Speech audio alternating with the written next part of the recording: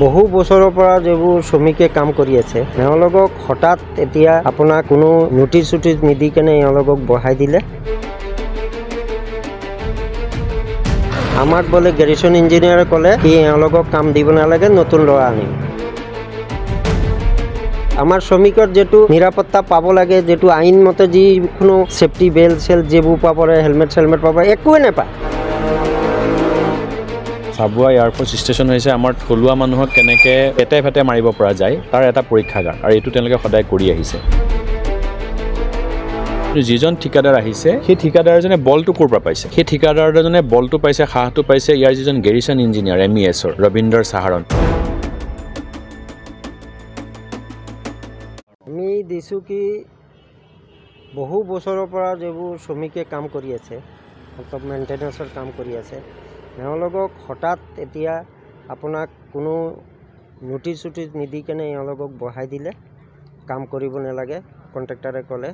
আৰু কণ্ট্ৰেক্টাৰক সুধিলে কোনে ক'লে, কণ্ট্ৰেক্টাৰৰ কৈছে কি আমাক বোলে গেৰিছন ইঞ্জিনিয়াৰে ক'লে কি এওঁলোকক কাম দিব নালাগে, নতুন ল'ৰা আনিম। সেইটোৰ কাৰণে আমাৰ ল'ৰাখিনি এদিন চালে, বেলেগ দিনৰ পৰা এওঁলোকে প্ৰতিবাদ কৰিবলৈ চবে এক জেগাত গোট খাইছে, প্ৰতিবাদ কৰি আছে।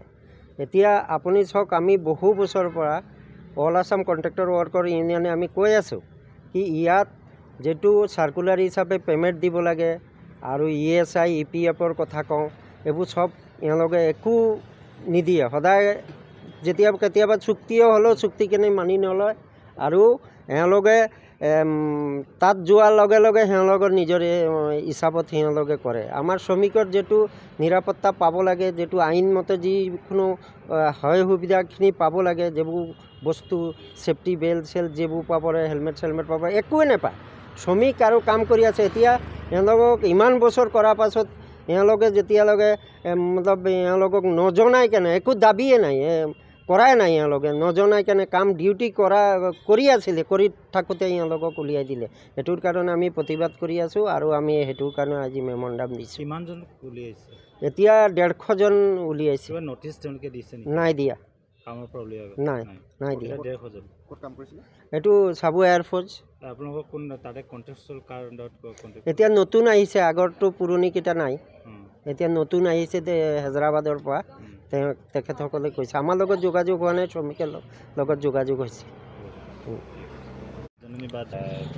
মানে আচলতে চাবুৱা এয়াৰফ'ৰ্চ ষ্টেচন আমি আগৰ পৰাই কৈ আছোঁ যে চাবুৱা এয়াৰফ'ৰ্চ ষ্টেচন হৈছে আমাৰ থলুৱা মানুহক কেনেকৈ পেটে ফেটে মাৰিব পৰা যায় তাৰ এটা পৰীক্ষাগাৰ, আৰু এইটো তেওঁলোকে সদায় কৰি আহিছে।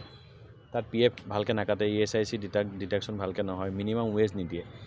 এতিয়া যিটো ডাঙৰ ঘটনা ঘটিলে যে 100তকৈ বেছি মানুহক তেওঁলোকে আজি 3 দিন হ'ল কাম বন্ধ কৰি দিছে, যে নতুন যিটো এগ্ৰিমেণ্ট হৈছে, নতুন যিজন ঠিকাদাৰ আহিছে তেওঁলোকে পুৰণা মানুহক কামত নলয়। ঠিকাদাৰ আমি নাম নাজানো, কিন্তু যিজন ঠিকাদাৰ আহিছে সেই ঠিকাদাৰজনে বলটো ক'ৰ পৰা পাইছে? সেই ঠিকাদাৰজনে বলটো পাইছে, সাহটো পাইছে ইয়াৰ যিজন গেৰিছন ইঞ্জিনিয়াৰ MESৰ ৰবীন্দ্ৰ সাহাৰণ, তেওঁৰ পৰা বলটো পাইছে। কাৰণ এইজন সাহাৰণ এনেকুৱা মানুহ, এইটো অফিচত কনচুলেশ্যন হৈছে এই শ্ৰমিকৰ সমস্যাবিলাক লৈ পেলাই। কনচুলেশ্যনৰ ৰবীন্দ্ৰ সাহাৰণ এবাৰ উপস্থিত নহ'ল, ইয়াৰ পৰা FOC গুচি গ'ল গুৱাহাটীলৈ, এইটো পেণ্ডিং হৈ আছে কেছ। যেতিয়া এটা কনচুলেশ্যন প্ৰক্ৰিয়া চলি থাকে, ডিছপুট এটা যেতিয়া হৈ থাকে, তেতিয়া কোনো মানুহক আচলতে টাৰ্মিনেশ্যন কৰিব নোৱাৰে। এইটো ৰবীন্দ্ৰ সাহাৰণে এই মিনিমাম নলেজটো থকা ভাল আছিলে। এইটো ইলিগেল। সুপ্ৰিম কোৰ্টৰ গাইডলাইন আছে, যে আপুনি কোনো কণ্ট্ৰেক্সুৱেল লেবাৰক যদি আঁতৰাবলগীয়া হয় তেতিয়াহ'লে আপুনি পাৰ্মানেণ্ট কৰিহে আঁতৰাব পাৰিব। তেওঁ সেই পোষ্টটোত বেলেগক পাৰ্মানেণ্ট কৰিব লাগিব। গতিকে এইবিলাক তেওঁলোকে কৰা নাই। এয়াৰফ'ৰ্চ অথৰিটিয়ে গেৰিছন ইঞ্জিনিয়াৰ এইবিলাক একো কৰা নাই। তেওঁলোকে ডাইৰেক্ট আমাৰ থলুৱা মানুহখিনিক কাম বন্ধ কৰিছে, যিটো আমি বিৰোধিতা কৰিছোঁ, আৰু আমি আমাৰ ৰিজনেল লেবাৰ কমিশ্যনৰ হস্তক্ষেপ বিচাৰি আজি মেম'ৰেণ্ডাম দিছোঁ। আজি তেওঁলোকে আমাৰ শ্ৰমিকখিনিয়ে প্ৰটেষ্টটো কৰিছে। যদি শান্তিপূৰ্ণভাৱে এই সমস্যাটোৰ সমাধান হয়, আমি আশাবাদী যে শান্তিপূৰ্ণভাৱে সমস্যাৰ সমাধান হ'ব। যদি নহয় তেতিয়াহ'লে ৰিজনেল লেবাৰ কমিশ্যনৰ অফিচৰ সন্মুখত আমি যিখিনি মানুহক কাম গৈছে, আমি ইয়াত কিন্তু অনাগত দিনত ইয়াত বহি থাকিবলৈ বাধ্য হ'ম। সেইটো আমি আপোনালোকৰ যোগেদি সংশ্লিষ্ট সকলো কৰ্তৃপক্ষক সকীয়াই দিছোঁ। কাম বন্ধ কৰাৰ ইছ্যুত কি দেখা যায়?